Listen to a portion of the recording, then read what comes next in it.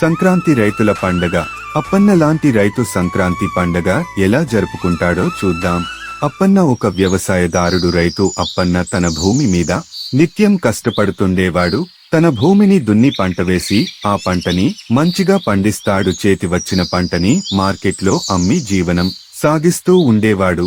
అయితే సరిగ్గా జనవరి వచ్చే సంక్రాంతి కోతలు అయిపోయి పంటను అమ్మి చేతిలో డబ్బు పట్టుకుని రైతు ఎప్పుడు ఆనందంగా ఉంటాడు. సంక్రాంతి అంటేనే రైతులు పండగ. భోగి, సంక్రాంతి, కనుమ 3 రోజులు చేసుకునే పండగ రైతులకు ఎంతో ప్రత్యేకత. భోగి శుభాకాంక్షలు. భోగి రోజున వేకువజమున అప్పన్న ఓ భోగి మంట వేశాడు. తన కుటుంబం సమేతంగా భోగి మంటను కాచుకున్నాడు. అలాగే తమ ఇంటిలో పాత వస్తువులను ఆ మంటలో వేశాడు.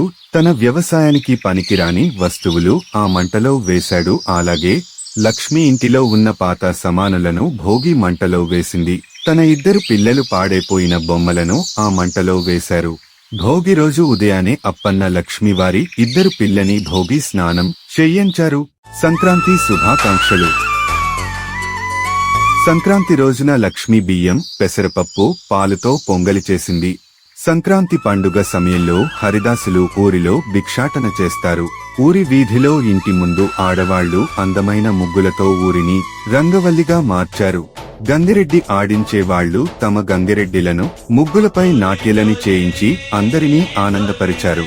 సంక్రాంతి రోజున లక్ష్మి వండిన పిండి వంటలు అప్పన్న కుటుంబం విందు చేసింది. అలాగే సాయంత్రం సమయానికి అప్పన్న పిల్లలు గాలిపటాలు ఎగురవేశారు. పాటలు పడుతూ ఆడుకున్నారు.